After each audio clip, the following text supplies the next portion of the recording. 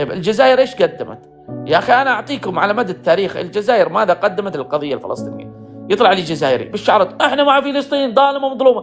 طيب قدمت دولار واحد؟ لا. دعمت شيء؟ لا. حلوا لنا الحدود. طيب اوكي حلوا لنا الحدود. الحدود مفتوحه. اخر اجتماع لجامعه الدول العربيه في مصر عبد المجيد تبون ما حضره. ليش؟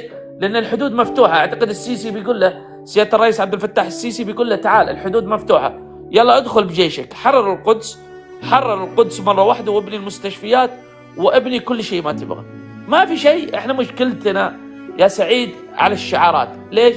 والله المغرب مطبعه، السعوديه مطبعه، الامارات، مصر، هذه الدول خاينه، وهي اكثر، والاردن، وهي اكثر دول ماتوا شعوبها على اراضي فلسطين ودافعت عن فلسطين وقدمت المساعدات.